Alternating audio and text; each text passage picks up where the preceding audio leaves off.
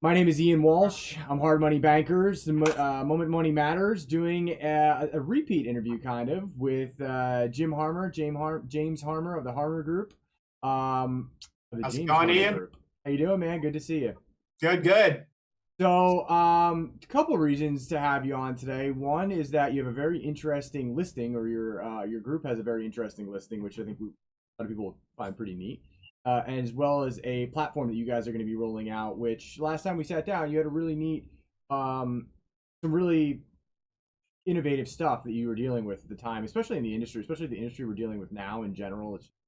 Everything seems like so cookie cutter and boilerplate that I don't know. I'm ready for the next big thing personally. So, And my hands are ringing just thinking about talking about it with you because there's stuff okay. that's taken place since we talked last. It's totally game changing. Oh, that's good. That's a lot of progress on that. So, talk to me first. So, okay, so the surprise house that everybody's probably going to want to hear about on this is the Lovely Bones house from the movie. So, Right. I unfortunately did not see the movie like the rest of the world probably did, but Mark Wahlberg and there's some pretty big names in there, but it's a huge movie, and I've got to understand how did you land that? Like, what? How did this come about? Talk about it. It's been gotten huge Yeah. press all over the country. What's going on? Right. So, in this business, you know as well as I do, it's a relationship business. And sometimes Yeah. relationships over years and years can bring fruit. Right. So, this is a client that I sold a house to 12 years ago. I've helped friends and family of theirs purchase homes. And they had a relative who was the lady who owned this house. She lost her husband, decided they needed to list the house, and I'm their guy. And it just happened to be that house. That was the Just deal. happened to be that house, yeah. So it Okay. wasn't like I was actively courting that house, anything like that. It was really God put it in my lap because So, of my relationship.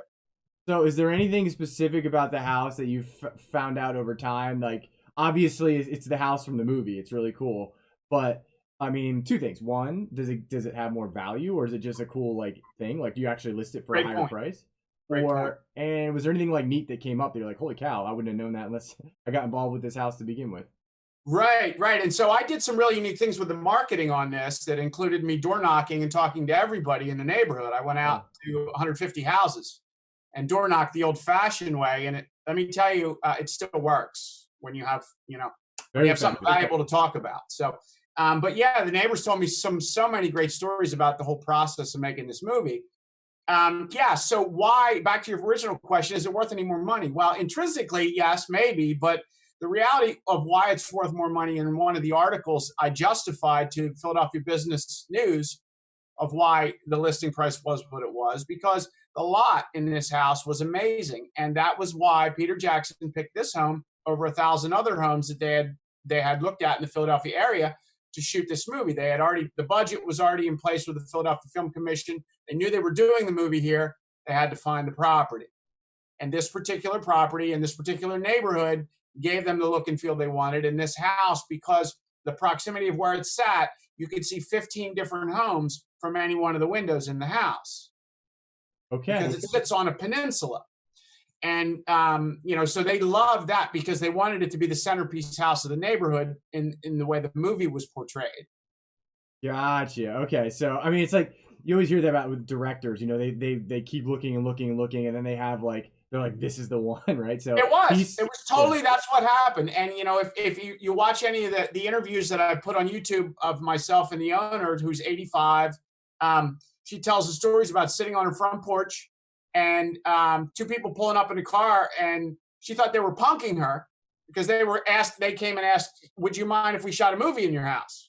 Oh wow. Yeah, I would think you're kidding, right? I would think Right. you're joking. Yeah. Right. You're 70 some years old. You're sitting on your front porch in Yeah. July, and somebody pulls up, two people pull up in a car you never saw before. And she asked them, well, who's making the movie? And they said Peter Jackson. And well, she knew who that was because it was right after the Lord of the Rings. So Sure. who didn't know who he was at that Of point, course. right? Yeah. Right. And so they asked if they could come back. And the next day they came back to the house in a limo bus with 35 people, including Peter Jackson. Okay. That probably sold it. Right, right. So they came in Yeah. the house, and the interesting thing, they come in the house. She cleaned the whole house before they came back. She'd never cleaned the oven because who cleans your oven, right? Who's going to look in your oven? Sure. The director and the cinematographer immediately went to the oven and said, "We must have this oven for the film." Because it wasn't cleaned. Because it was a very vintage oven. It was a like an early 70s brown Okay. oven, and they had this, director's vision of this was an art film. The way it was shot, it was very much an art film. So they used the oven as they projected out of the oven from the film stage to shoot the kitchen scenes. Oh, okay.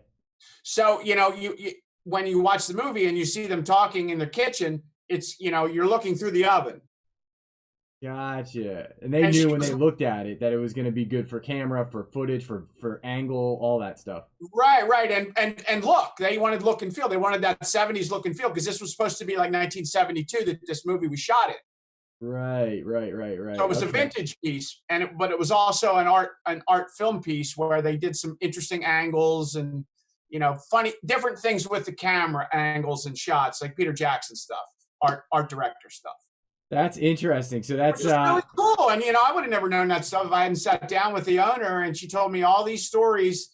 It was like unplugged the movie story yeah. unplugged.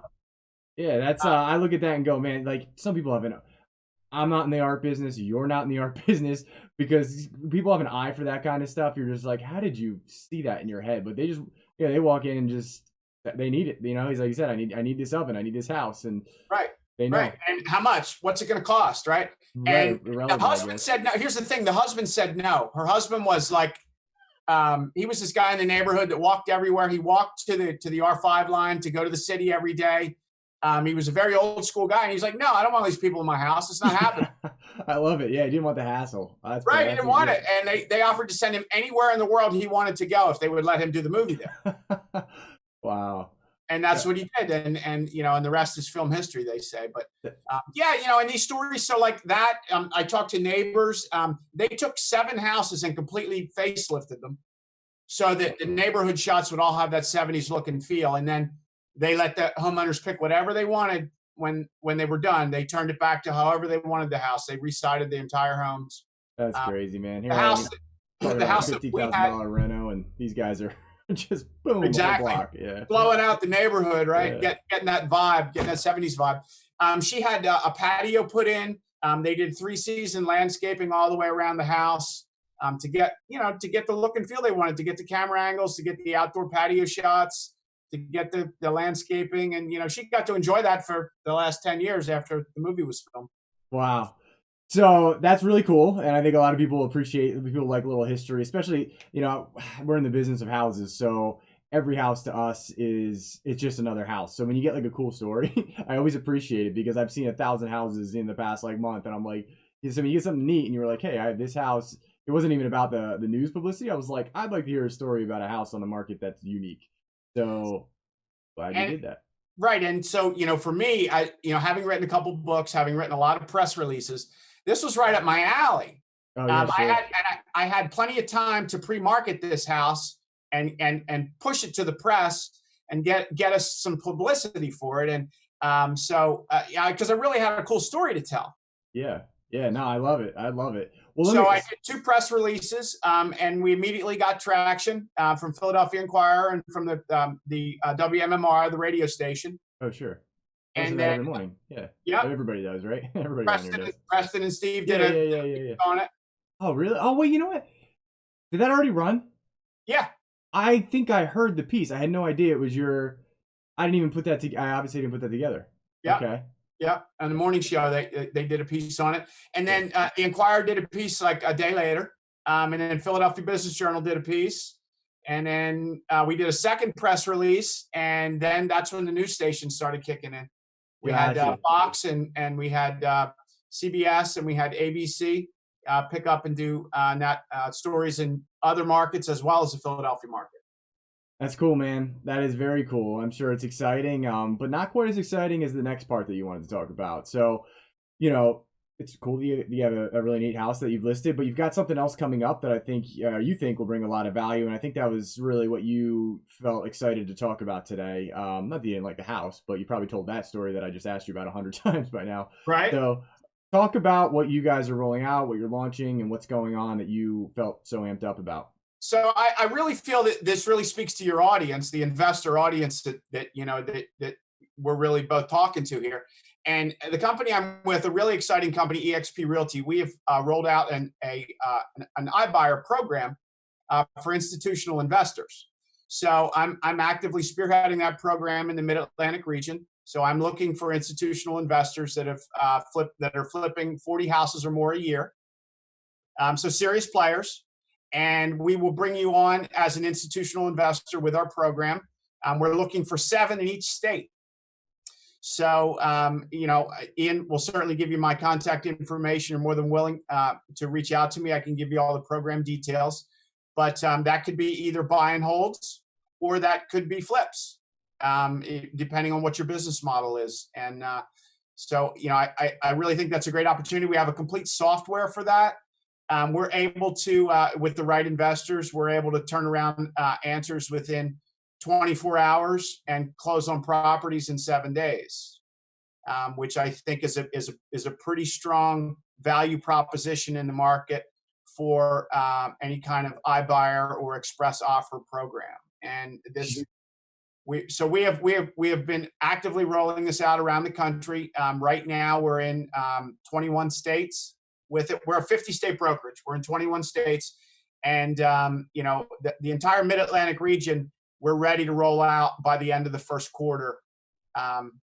If we had the investors, if I had 10 people call me this week, we could roll out Pennsylvania by the end of March. Gotcha. That's exciting. There's a lot of I was watching. Everybody, I'm sure, was watching yesterday with the yesterday, 2 days ago. I don't know, I'm losing track of days, but the rate drop, man. Mm-hmm. I have mixed emotions on that, because I look at that and go, what was that really going to accomplish? Because if the fear is really the coronavirus running around, unless you're injecting the economy with vaccines and cures, why did you pull that card out of the deck? To my personal opinion with that was, there's enough fluidity in the market as we speak. You probably should have held that card. What the hell do I know, though? I don't know any better than anybody else. I would agree with you 100%. It just seemed like it seemed a moot point to me. What good did it do? Yeah, but I guess in the short term, it's concerning, right? Because we're in a historical time of interest rates being off the charts low, and 2.8%. I just quoted a bar. Wow, how much? 2.8? Yeah, that's free. That's free money. It's nuts. And I look at that and go, like, this can't last. Everybody knows it can't last. And then it's impossible, though, to not go after that money, though, right? You can't not try to chase it. So it's like, am I feeding the beast that they just keep? I mean, but the Fed has to know this. If I can sit here in my chair and talk to you and go, hey, this is what I think's happening, you can't tell me the Fed isn't aware of this. There's got to be something else going on behind the scenes that we're completely unaware of. That really is just concerning, because I watch the markets every day, man. And market, when they got that half a point, everybody thought the same thing. It just tanked the market, so it didn't really matter. The market didn't care, but now everybody's getting 2.8% money, which is nuts. That's crazy. That's almost a third of a healthy economy's interest rate is where we're almost operating right now, which is unsustainable. I mean, new currency, here we come. Like, that's I don't know what we do at this point. Like, I don't know what else you do. More QE. What's that? More quantitative easing. I mean, the bond market's crazy too. I don't. It doesn't seem like there's a consistent, concerted direction to the policies. Yeah, it's just pump more money and then lower more rates. And gosh, I mean, you're enjoying this time in the market. I'm enjoying this time in the market, but at the same time, I'm not unrealistic about something's going to change. Like, unfortunately, we do this at the detriment of the rest of the world too. Like, when we pump money out, that's more money into the markets that affects the rest of the world in a negative light. So it does. It does. The one thing I do see is that we are competing in America for American real estate with the world. Yeah. It's not just Americans we're competing with. We're as investors and as home buyers, we're competing with the world, because money is pouring out of China, pouring out of India, pouring out of Russia, pouring out of South America, and it's coming here because it's the only safe haven for it. So true. That's a really good point. You're competing with the rest of the world. And you wonder, I've always thought about this through my career over the last 10 years. I've worked with a lot of different investors, whether it was property management or wholesaling. So I bumped into Russians and Chinese people and from Israel and all over the world, right? And I go, if this is my little pocket of the world, this is happening all over the country. Like, how much real estate at this point has been sold to around the world that we don't even own anymore? I don't know, because if it, you know, if and they don't come in, most of the people that come over from other countries, they're not just buying one house and calling it their retirement.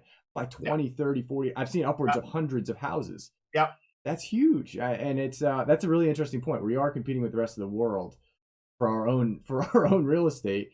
Mhm. Honestly, though, I think borders, you know, this is totally, I won't even go into this, but I think borders are silly. I think they're made up. And I think, you know, but it is what it is. This is the world Right. we live in right now. And this is what we're dealing with. But there are countries, where you can't purchase real estate like you can here. Right. They have controls True. on you being able to go there and not be able to make those purchases. In the US, there are no controls. So the reality is, for us in the real estate business, it's a good thing, because it means that there's more people raising their hands saying, yeah, we'll buy it, especially if you have something good to offer. Yeah, it's true. I mean, there's nothing I can't change it. You can't change it. So at this point in time, I'm we gonna roll work with it. We're gonna run with it, man. And you know, just hedge your bets. Make sure you got. You know, I'm saying for myself. I'm not saying for anybody else, but I just make sure I'm aware. I'm very aware that this has to come to an end. I'm not blind to it, and I'm, you know, do my best to prepare for that, as I'm sure everybody else. But I really appreciate having you today. I really like the story from the Lovely Bones house. I like what you guys are rolling out. I appreciate the. That's a good thing that you mentioned that we're competing for our real estate with the world, which is that's a good way to say it. If I could have phrased that up, that would have been it. So, Yep. but if people wanted to reach out to you, how would they do that? Easiest way would be, my website is jameshornergroup.com. Okay. You can find me there.